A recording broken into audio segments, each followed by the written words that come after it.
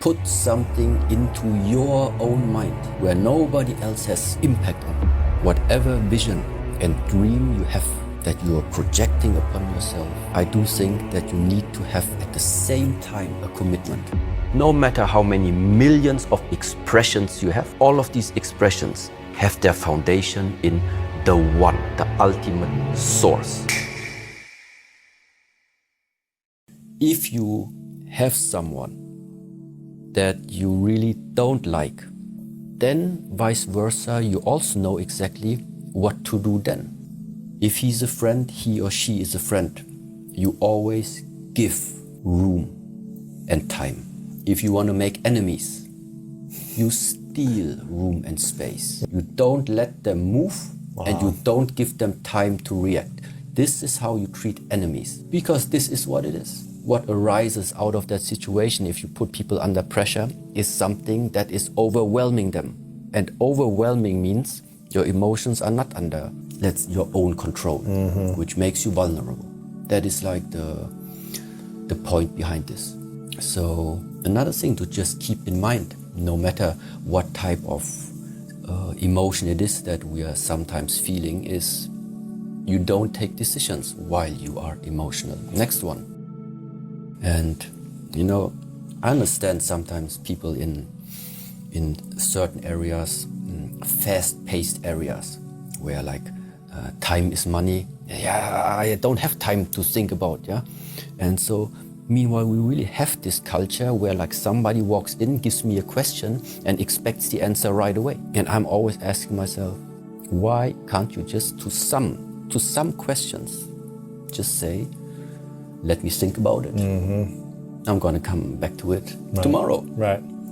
So that means sometimes there are questions you're being asked by people where you feel it puts you under pressure. But maybe think about it, why do you want to answer it right away? What's the point to give the answer right away, especially if it's an important answer? I personally would prefer, if I would come up to you with a really important question, I would even prefer for you to tell me, okay, that is something I cannot just decide on the spot. Let me think about it, and tomorrow we're going to talk about it again. Right. And then also for me, I have no problem to say, okay, let's talk tomorrow. And this is also something where nowadays is, a lot of pressure is coming from these type of things that unconsciously you just give answers for the sake of giving answers, whereas it would be better to just wait.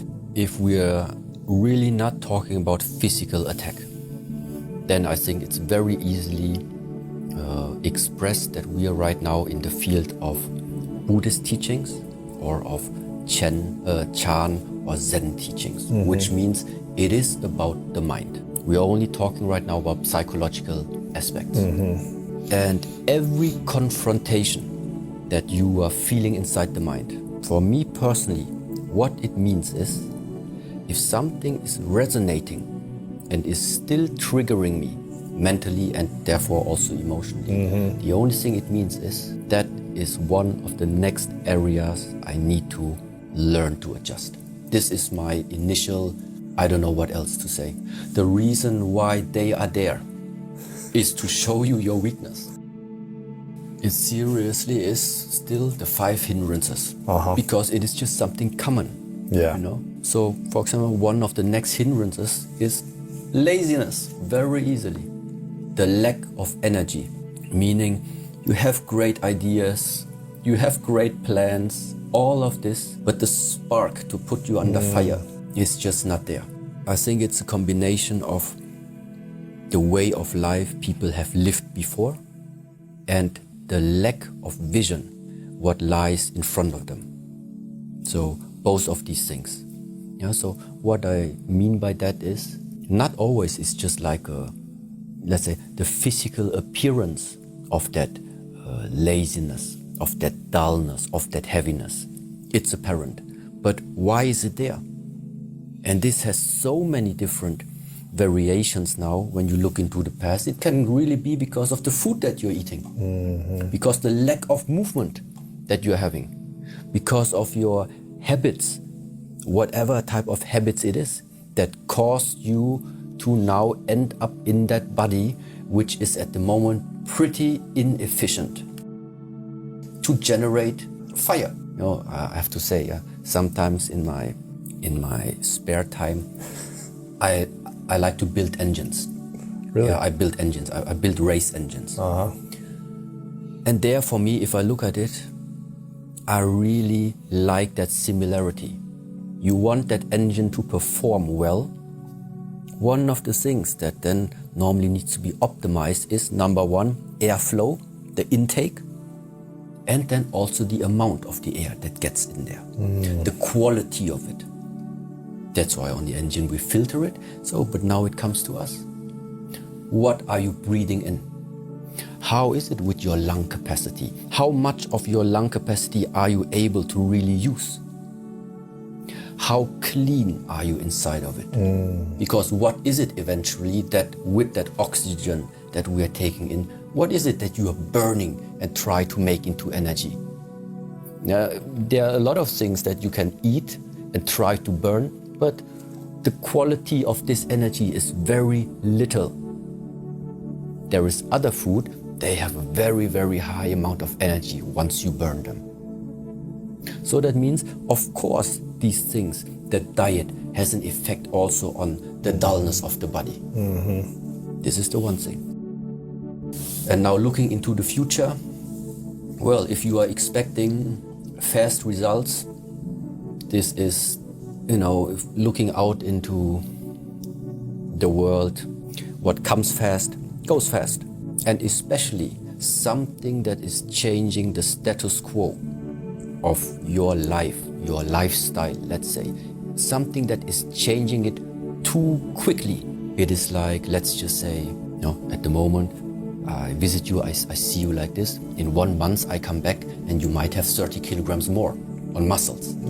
I know whatever you did, it was not good. Because all these quick changes, also when we look outside sometimes, I mean, let's just take the earthquake or the tsunamis or a lightning strike, anything like this, the natural forces.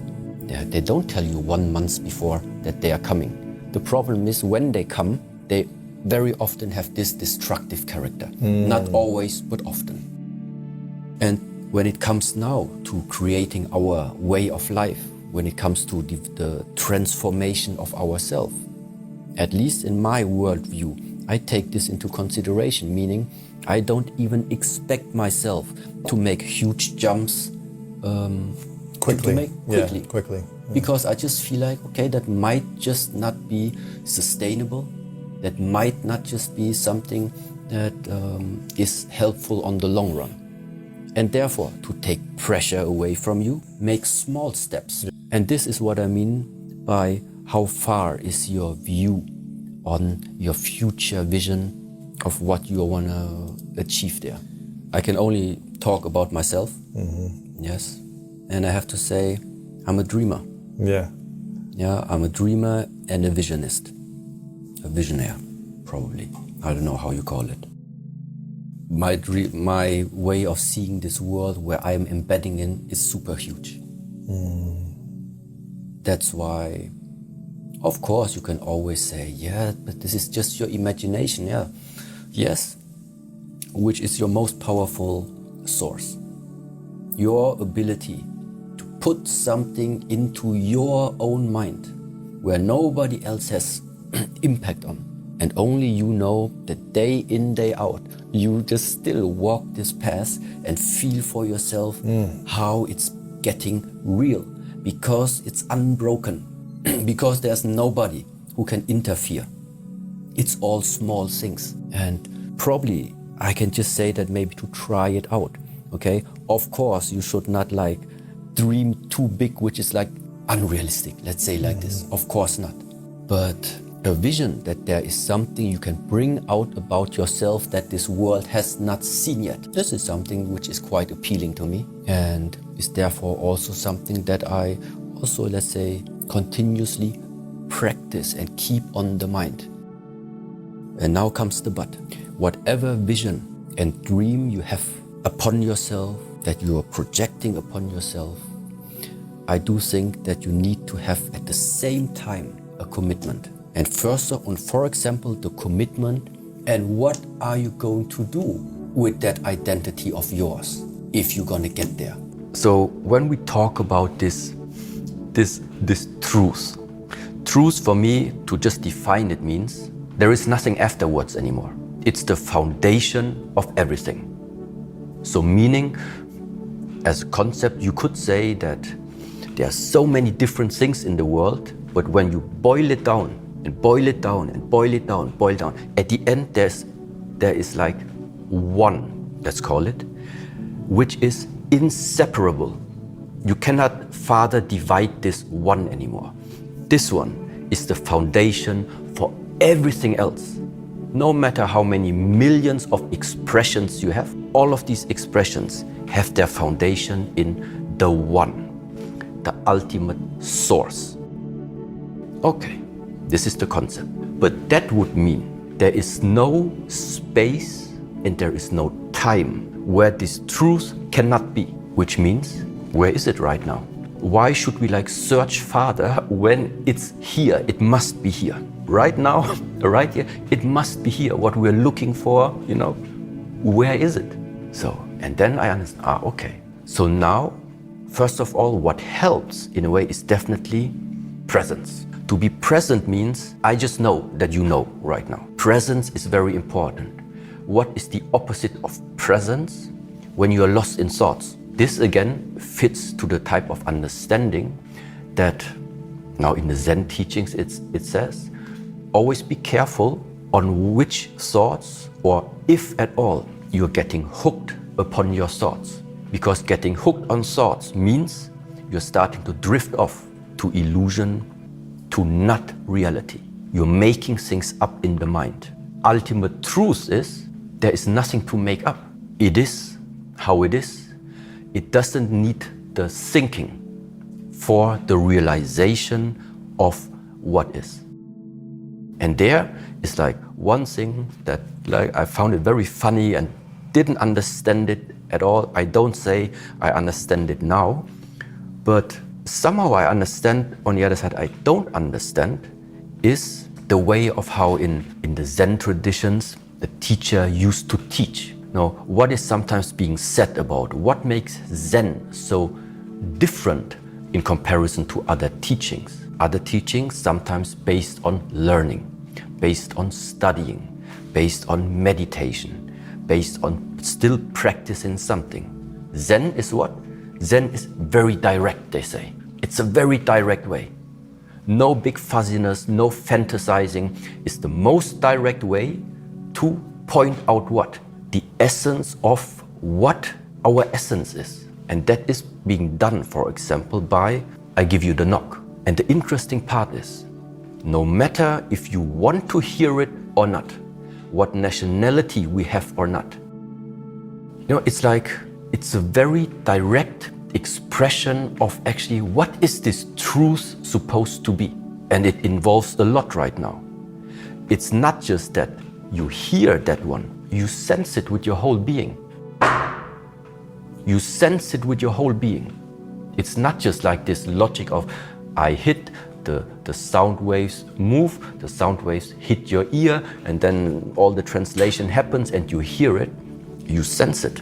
And at the same time, this one also demonstrates in a way, you're not even holding on to. Something happens, you realize it, and after it was there, it's already gone again. The natural state of being. There's nothing, something, nothing. Nothing, something, nothing. So what is the foundation for everything that in our life happens, that nothing happens? Serenity and solitude. Very just present, awake, open, but nothing happens. No form. And from this foundation now, things start to appear, start to disappear. Things start to rise, things start to fall. But it is exactly, I think, this type of, you might call it this eternal presence. Somehow that gives peace. That eternal presence to just I know I'm here, but there's just nothing to be done. There's just nothing to be done. Unless then sometimes pops up. But you know what rises will disappear. But since you know that you don't identify yourself with all these rising and falling anymore, there's nothing that can be added on top of you, and there's nothing that actually can be taken away from you, because you're there anyway all the time. And this is literally, and I have to emphasize, it sounds sometimes very logical, it sounds very conceptual, but this is exactly my personal journey right now also, to have it as an experience. And so therefore, if I would have to say, what is my aim? What is like I'm searching for? That is very clear, that there is no doubt anymore. This is the way. This is the way.